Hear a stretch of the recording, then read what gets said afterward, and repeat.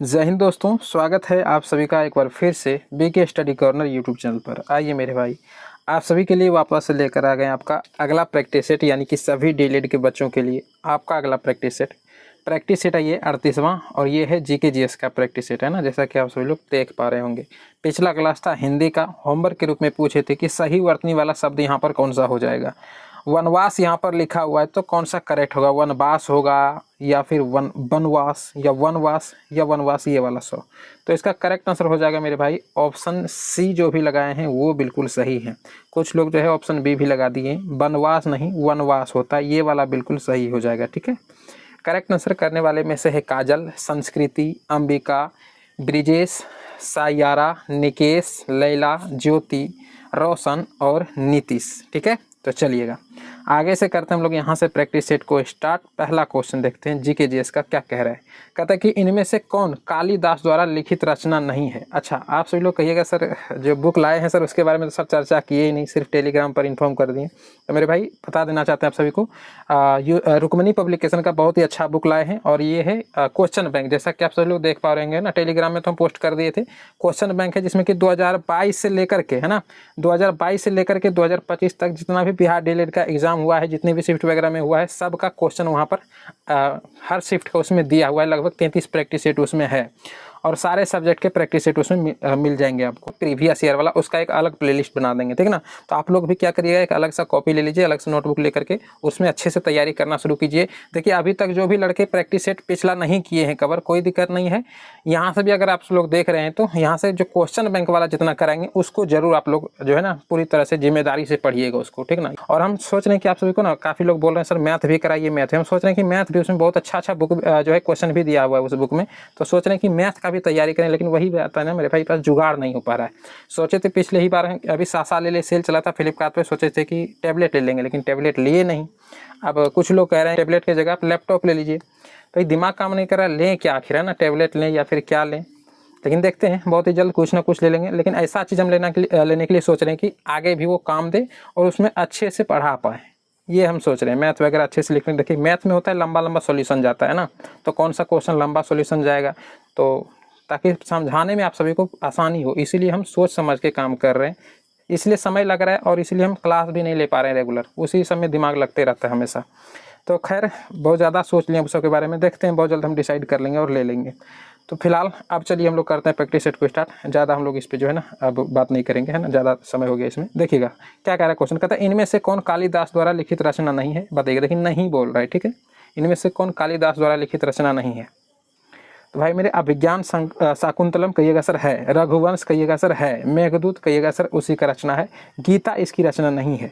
गीता को हम लोग भागवत गीता भी कहते हैं। क्या बोलते हैं इसको हम लोग, भगवद गीता, कुछ इस प्रकार से आपको नाम मिलेगा। गीता कहिए या फिर भगवत गीता कहिए। इसका रचना जो है महाभारत के भीष्म पर्व का एक हिस्सा है। महाभारत जो है ना उसमें जो है भीष्म पर्व एक चैप्टर है, उसमें जाकर के इसका चर्चा मिलता है गीता का। तो ये गीता जो ये कालिदास द्वारा लिखा हुआ नहीं है। महाभारत का रचना कौन किया है, अच्छा इसका चर्चा कहाँ मिलता है, तो लिखिए एक बारी। गीता का चर्चा कहाँ मिलता है, तो कहेंगे सर महाभारत में। कहाँ पर मेरे बाबू, महाभारत में। और महाभारत के रचनाकार कौन है, तो अच्छे से आप सभी को पता है, कहिएगा सर महर्षि वेदव्यास। कौन है, महर्षि वेदव्यास जो है ये गीता के रचनाकार है, अरे सॉरी महाभारत के रचनाकार है ना। तो गीता के रचनाकार कालिदास नहीं हो जाएंगे, ठीक है। तो कुल मिलाकर के आपका करेक्ट आंसर यहाँ पर हो जाएगा कौन सा, कहेंगे सर गीता, जो कि पूछ रहा था कौन जो है कालिदास का रचना नहीं है।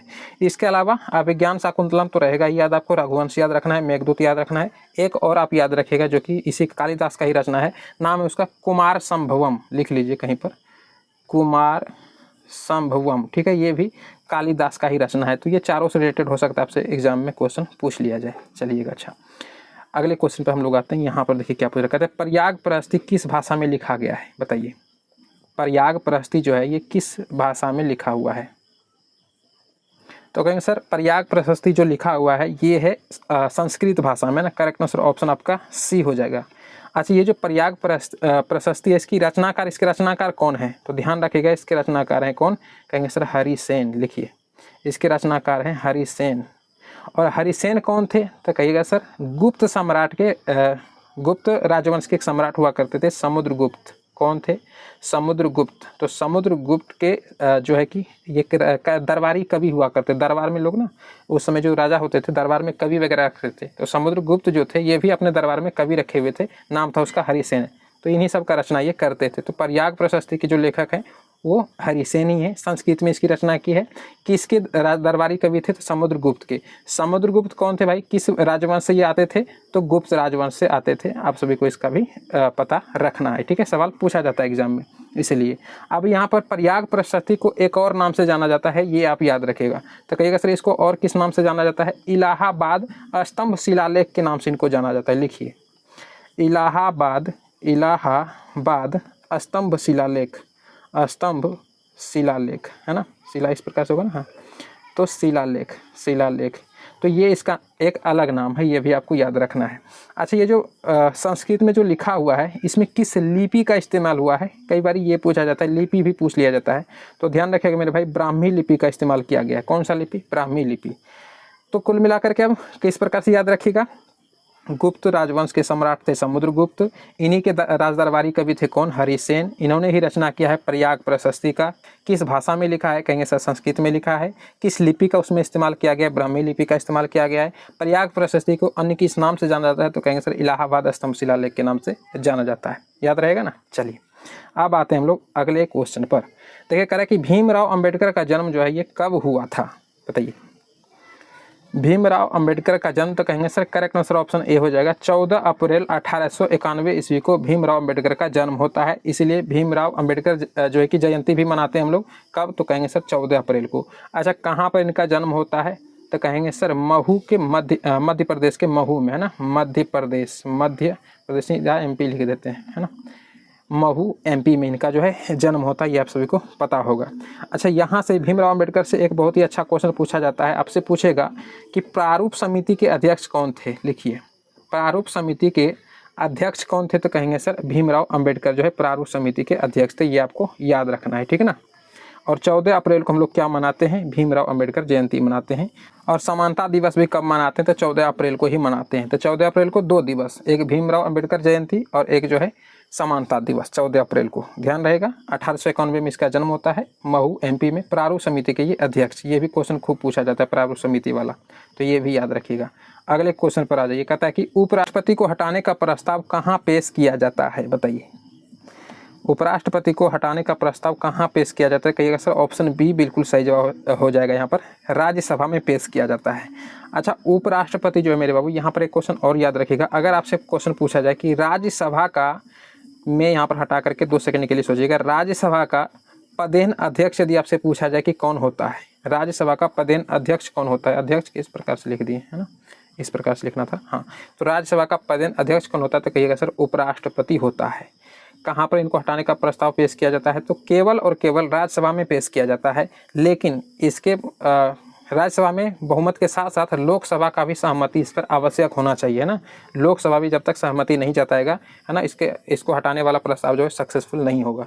तो कुल मिलाकर के ये सारा बात आपको माइंड में सेट कर लेना है, क्योंकि पूछा जाता है कई बार कि उपराष्ट्रपति के रिगार्डिंग कौन सा कथन इनमें सत्य या असत्य, इस प्रकार से क्वेश्चन पूछ लेता है, तो डाल देगा, है ना, कि इसको हटाने का प्रस्ताव केवल और केवल राज्यसभा में पेश किया जाता है, इस पर लोकसभा का सहमति आवश्यक है, इस प्रकार से आपको ऑप्शन देगा, कौन सा कथन असत्य है पूछ लेगा, है ना। तो इस प्रकार से आपको याद रखना है।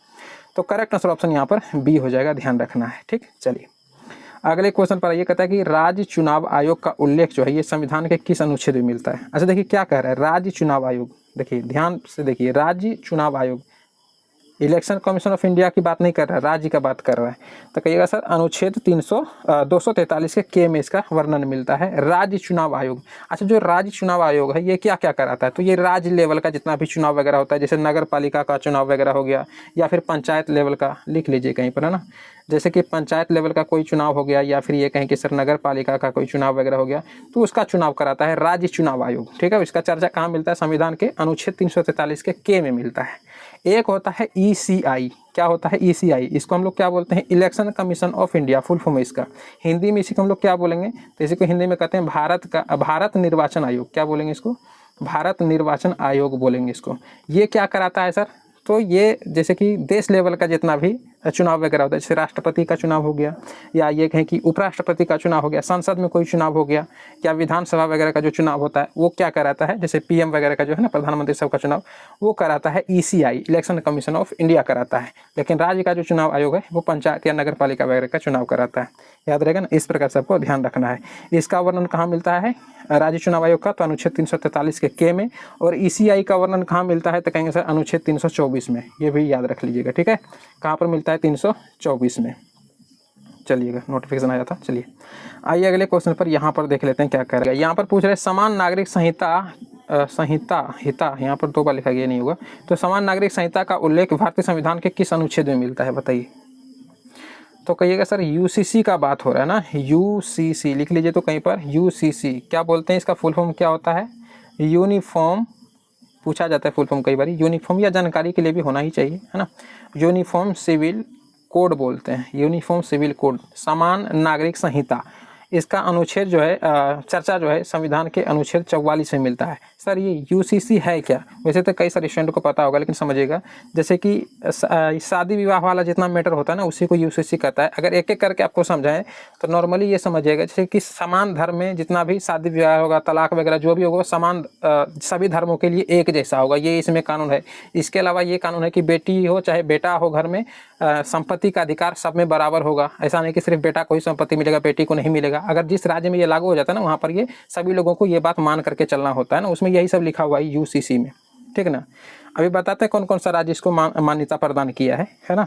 तो ये इसमें लिखा होता है। इसके अलावा भी होता है, जैसे आप एक होता है ना लिव इन रिलेशनशिप, उसमें रहता है तो उसमें आपको जो है कि रजिस्ट्रेशन करा करके रहना होगा। ऐसा नहीं कि कुछ दिन रह करके फिर छोड़ दिए, ऐसा नहीं होना चाहिए।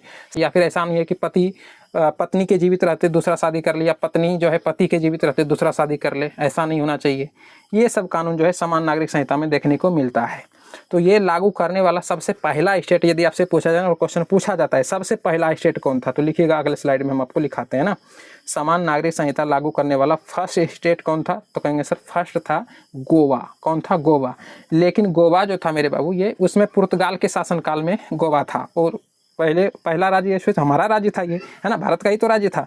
तो पहला राज्य पूछेगा तब तो गोवा ही बताएंगे, लेकिन उसमें पुर्तगाली के शासनकाल में थे, यानी हमारा देश अच्छी तरह से आज़ाद था नहीं उस वक्त।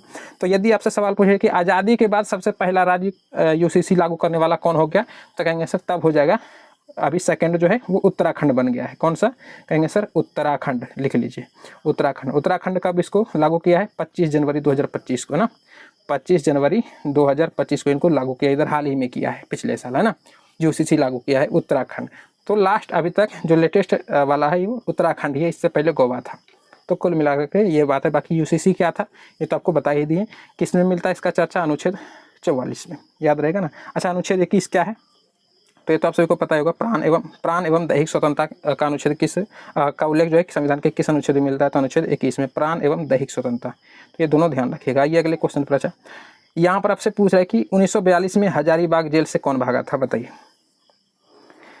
कहिएगा सर 1942 में हजारीबाग जेल से कौन भागा था, जयप्रकाश नारायण, है ना। करेक्ट आंसर क्या हो जाएगा मेरे भाई, ऑप्शन सी हो जाएगा।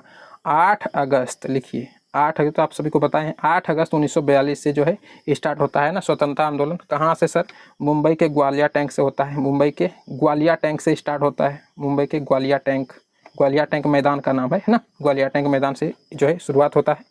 8 अगस्त 1942 का डेट होता है, कहीं कहीं पे ऑप्शन आपको 9 अगस्त भी मिलेगा, ठीक है। तो 8 अगस्त आपको मान करके चलना है। तो जो है फिर अंग्रेजों ने क्या किया, एक ऑपरेशन चलाया, ऑपरेशन का नाम था 0 आवर, लिख लीजिए। ऑपरेशन का नाम क्या था, तो कहेंगे सर 0 आवर। ये ऑपरेशन का उन्होंने जो है नाम रखा, और ऑपरेशन 0 आवर के तहत जितने भी बड़े नेता हुए ना, सबको पकड़ करके और जेल वगैरह में डाल दिया, छोटे से लेकर के बड़े तक को, लगभग बड़े जितना भी नेता था ना सबको डाल दिया। तो जयप्रकाश नारायण को कहाँ पर डाला था, तो वही हजारीबाग जेल में डाला था। वही ये क्वेश्चन पूछा है, तो किस जेल से भागा था, हजारीबाग जेल से। 1942 का ये घटना है।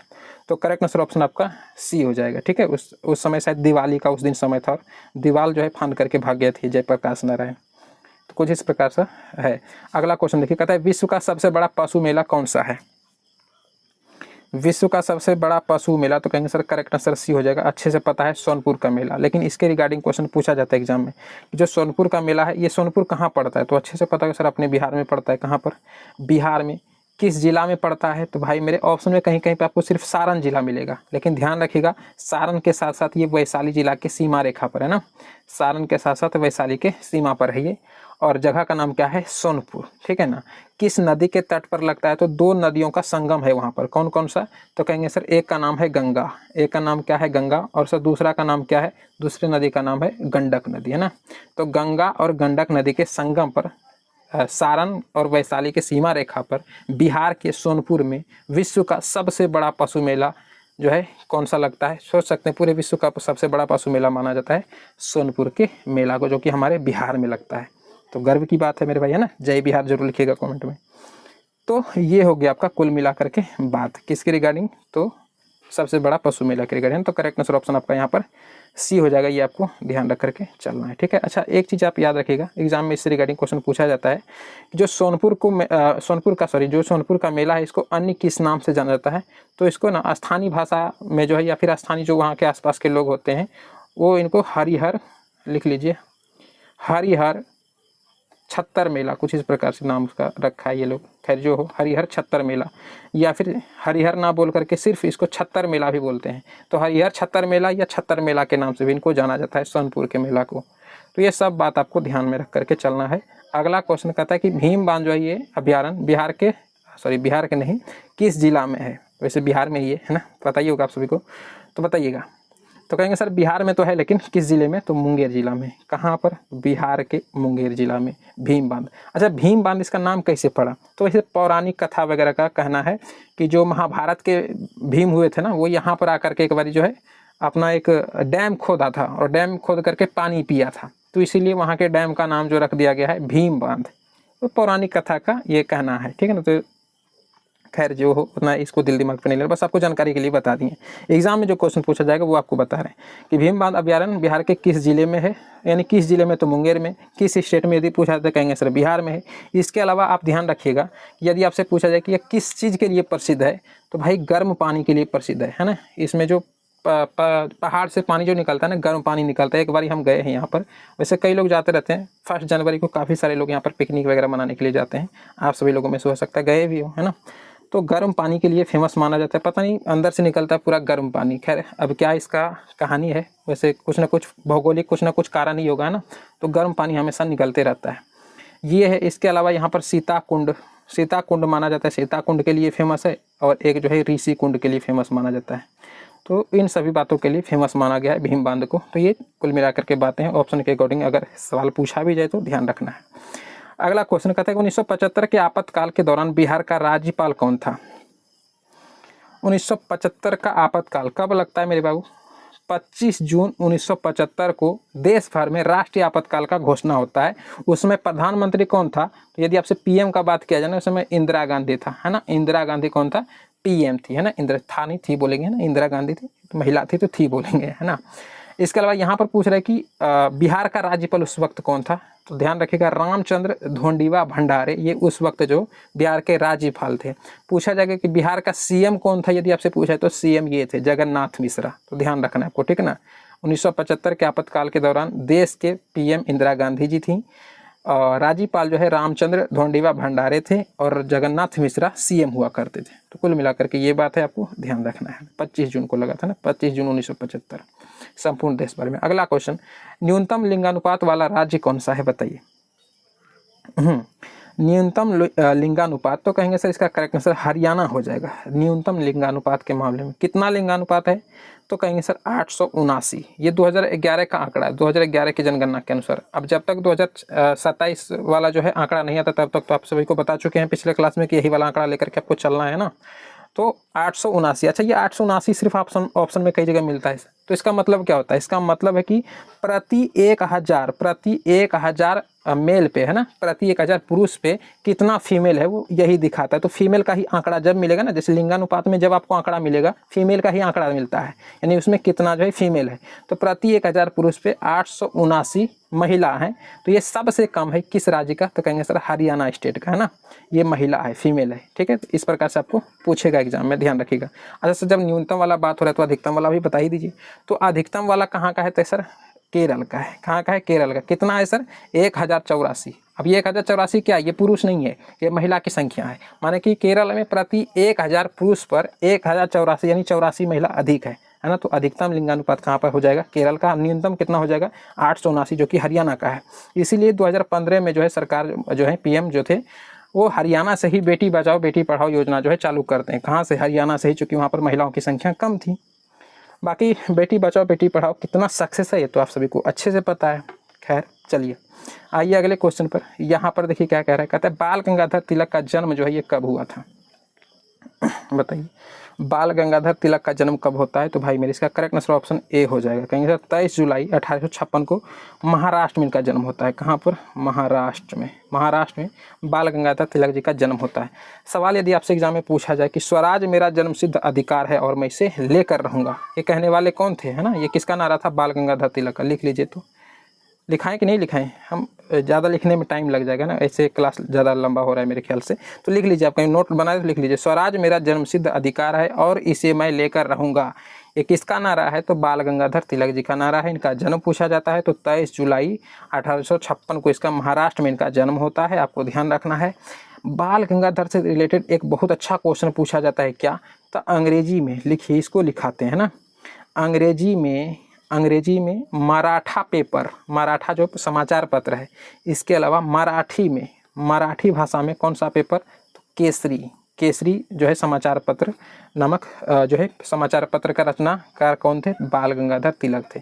तो ध्यान रखिएगा, मराठी भाषा में नहीं है, यहीं पर स्टूडेंट गलती कर देते हैं। अंग्रेजी भाषा में है। मराठा जो समाचार पत्र ये अंग्रेजी भाषा में है और केसरी जो है ये मराठी भाषा में। तो इस प्रकार से लय बैठा लीजिए, अंग्रेजी मराठा मराठी केसरी, यानी केसरी जो है ये मराठी भाषा में, मराठा जो है अंग्रेजी भाषा के समाचार पत्र थे। कौन थे इसके जो है कि लॉन्च करता या फिर कहें कि, तो ये बाल गंगाधर तिलक जी थे। 23 जुलाई 1956 का जन्म होता है महाराष्ट्र में। ठीक है, स्वराज मेरा जन्मसिद्ध अधिकार है और इसमें लेकर रहूँगा, ये कहने वाले कौन थे, इसका नारा कौन दिया था, तो बाल गंगाधर तिलक जी। अगले क्वेश्चन पर आते हैं। कह रहा है कि तृतीय बौद्ध संगीति की अध्यक्षता जो है ये किसने की थी। अच्छा, तृतीय वाला पिछले क्लास में अभी एक बार ही कराया था आपसे को, चतुर्थ वाला है ना, ये तीसरा वाला बोल रहा है, बताइए। तो कहेंगे सर सम्राट अशोक के शासनकाल में होता है और कहाँ पर होता है, पाटलिपुत्र में होता है। तो कि अध्यक्षता कौन कर रहे थे, ये कह रहा है, तो ऑप्शन बी होगा करेक्ट। ध्यान रखिएगा, मोगलीपुत्र तीसरा जो है ये उनकी अध्यक्षता कर रहे थे। किसके शासनकाल में होता है तृतीय बौद्ध संगीति, लिख लीजिए कहीं पर। तो कहेंगे सर सम्राट अशोक के शासनकाल में, सम्राट अशोक के शासनकाल में होता है। कहाँ पर होता है, तो कहेंगे सर पाटलिपुत्र में, ब्रैकेट में पटना लिख लीजिए ना यहाँ पर। अच्छा, चतुर्थ बौद्ध संगीति कब और कहाँ, कब तो नहीं, कब वाला डेट उतना नहीं पूछता है, कहाँ पर हुआ था ये कई बार पूछा जाता है। तो किसके शासनकाल में, कनिष्क के शासनकाल में। कहाँ पर हुआ था, कश्मीर के कुंडलवन में। आप सबको बता चुके हैं ना, किसके शासनकाल में, ये ज़्यादातर पूछा जाता है कनिष्क के शासनकाल में। और कहाँ पर, तो कश्मीर के कुंडलवन में। अध्यक्षता उसमें किसने किसने किया था, वसुमित्र और एक और कौन था, एक वसुमित्र था और एक अश्वघोष था ना, अश्वघोष था। तो कुछ इस प्रकार से, तो ये आपको ध्यान रख करके चलना है। सॉरी कभी कभी भूल जाते हैं, दिमाग से उतर जाता है, तो इस प्रकार से। बाकी आइए अगले क्वेश्चन पर। यहाँ पर देखिए आपसे पूछ रहा है कि राष्ट्रपति पर महाभियोग प्रक्रिया किस अनुच्छेद में है, बताइए बाबू। राष्ट्रपति पर महाभियोग वाला प्रक्रिया जो है ये किस अनुच्छेद में है, तो कहेंगे सर इसका करेक्ट आंसर ऑप्शन बी हो जाएगा, अनुच्छेद 61 में। ठीक है, ध्यान रहेगा ना, अनुच्छेद 61। अगला क्वेश्चन कहता है इनमें से कौन टाइगर रिजर्व बिहार में है, बताइए। मे को हम क्यों घेर दिए भाई, हाँ बताइए। इनमें से कौन टाइगर रिजर्व बिहार में, तो कहेंगे सर जी बिहार में जो टाइगर रिजर्व है ऑप्शन सी है, वाल्मीकि टाइगर रिजर्व, है ना। और कहाँ पर है ये, तो बिहार के पश्चिमी चंपारण, है ना, पश्चिम चंपारण वाला जिला में, है ना, पश्चिम चंपारण लिख लीजिए, पश्चिम चंपारण जिला में है वाल्मीकि टाइगर रिजर्व। ठीक है ना, याद रहेगा। इसके अलावा कान्हा टाइगर रिजर्व कहाँ पर है, यदि आपसे पूछा जाए तो कहेंगे सर कान्हा जो टाइगर रिजर्व है वो है एमपी में। सिमिलीपाल टाइगर रिजर्व कहाँ है, तो कहेंगे सर ये है उड़ीसा में, लिखिए ये कहाँ पर है, उड़ीसा में, सब लिख लीजिए। पलामू टाइगर रिजर्व सर यदि आपसे पूछा जाए कहाँ पर है, तो कहेंगे सर जी झारखंड में, झारखंड में, है ना। तो पलामू झारखंड, सिमिलीपाल उड़ीसा, वाल्मीकि है ना बिहार, पश्चिम बंगाल बोल रहे हैं, पश्चिमी चंपारण, और कान्हा टाइगर रिजर्व ये एमपी में है। ध्यान रहेगा ना। चलिए अब आते हैं हम लोग अगले क्वेश्चन पर। कहता है इनमें से कौन सा बिहार का जिला है, कौन सा बिहार का जिला है जो नेपाल से सीमा साझा नहीं करता है, बताइए। तो बाबू मेरे नेपाल से बिहार का वो कौन सा जिला जो कि नेपाल से सीमा साझा करता है, तो लिख लीजिए, एग्जाम में क्वेश्चन पूछा जाता है। तो एक तो है पश्चिमी चंपारण, लिखिए, एक कौन है सर, पश्चिमी चंपारण। एक कौन है बाबू मेरे? पूर्वी चंपारण। एक कौन है? कहेंगे सर पूर्वी चंपारण। एक कौन है? तो कहेंगे सर सीतामढ़ी। कौन है? सीतामढ़ी। इसके अलावा लिखिए, सीतामढ़ी के बाद मधुबनी लिख लीजिए ना, एक तरफ से लिखवा देते हैं ना, मधुबनी। इसके अलावा कौन था? तो कहेंगे सर इसके अलावा है सुपौल। इसके अलावा कौन है सर? तो कहेंगे सर अररिया। क्या नाम है? अररिया। और लास्ट एक और, 3 3 6 हो गया। एक और है कौन? हाँ, कहेंगे सर किशनगंज। लिख लीजिए, एक कौन सा है? किशनगंज। ठीक है, यहाँ पर शॉर्ट जगह है तो लिख लीजिए। पश्चिमी चंपारण, पूर्वी चंपारण, सीतामढ़ी, मधुबनी, सुपौल, अररिया और किशनगंज। तो कुल मिलाकर के ये 7 जिला है जो कि नेपाल से टच करता है। तो कौन सा इनमें नहीं करता है? मधुबनी, सुपौल, सीतामढ़ी सर करता है, गोपालगंज सर नहीं करता ना। गोपालगंज कहाँ पर है? यानी इधर से जब यूपी आके सटता है ना, कुछ इस प्रकार से हमारा बिहार है ना, तो यहाँ पर मेरे ख्याल से इस जगह पे जो है कि गोपालगंज है ना, तो इधर से यूपी से भले ये टच करता है, नेपाल तो ऊपर पड़ जाता है ना, तो नेपाल में इधर ये टच नहीं करता, ये गोपालगंज यूपी से भले टच करता है। तो यही वाला ऑप्शन डी यहाँ पर करेक्ट आंसर हो जाएगा। चलिए अच्छा, अगले क्वेश्चन, बिहार का भूगोल है ना, इंपॉर्टेंट है, पूछा जाता है। अगला क्वेश्चन कहता है दस्तलिक जो संयुक्त सैन्य अभ्यास है ये भारत और किस देश के बीच होता है? दस्तलिक संयुक्त सैन्य अभ्यास, तो इसका करेक्ट आंसर हो जाएगा, कहेंगे सर ऑप्शन बी, बिल्कुल उज्बेकिस्तान के बीच होता है।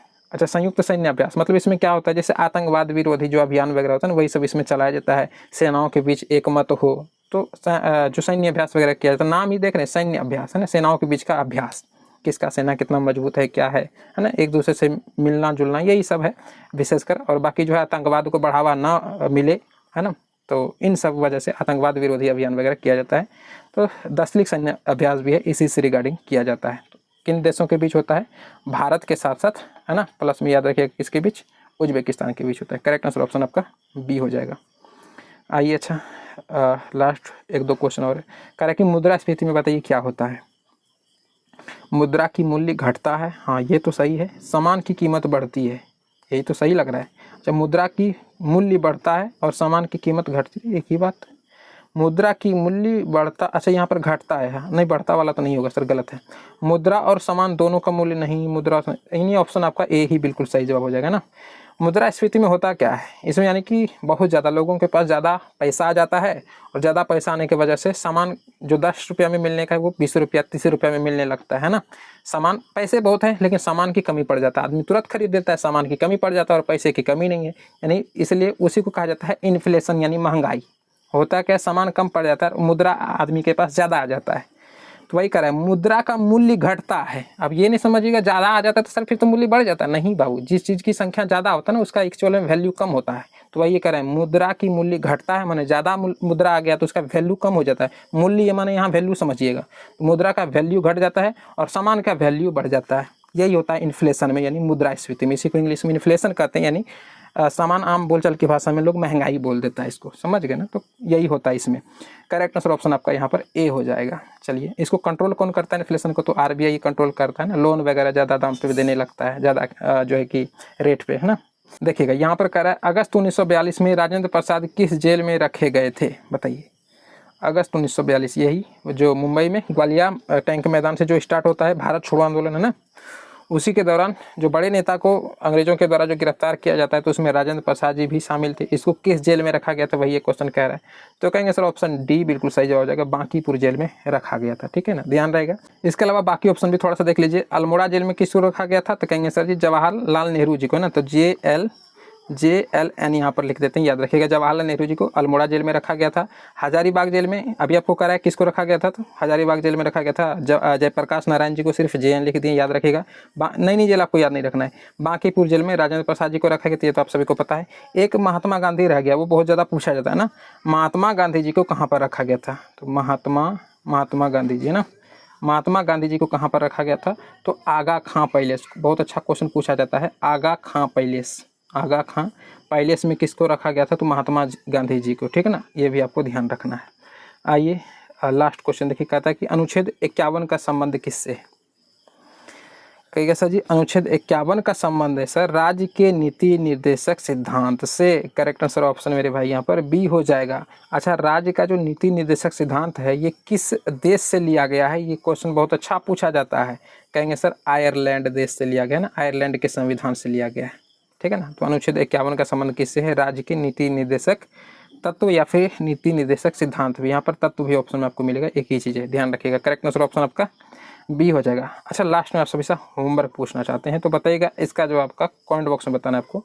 विष्णुपद मंदिर जो है ये बिहार के किस जिले में है भाई, बताइए मेरे, है ना। पटना में है या गया में या भागलपुर या नालंदा में है, कमेंट करके इसका जो आपको आंसर बताना है। पिछला क्लास नहीं देखें तो डिस्क्रिप्शन में प्लेलिस्ट का लिंक मिल जाएगा, और जो है कि टेलीग्राम चैनल को ज्वाइन कर लीजिएगा, डिस्क्रिप्शन में उसका भी लिंक मिल जाएगा, ठीक ना।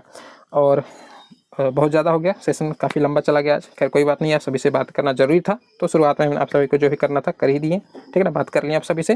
बाकी देखते हैं बहुत जल्द जो है वो रुक्मणी पब्लिकेशन वाला बुक स्टार्ट करेंगे, और सारा क्वेश्चन बैंक का जितना भी क्वेश्चन है उसको क्लियर करने का कोशिश करेंगे मेरे भाई, ठीक ना। और आपसे लोग अलग से नोटबुक वगैरह ले लीजिए, और बहुत जल्द हम भी तैयार हो रहे हैं, कोशिश करेंगे आप सभी से कि मैथ भी आप सभी का तैयारी हो साथ ही साथ, है ना। चलिएगा, मिलते हैं आपसे नेक्स्ट क्लास में, तब तक के लिए जय।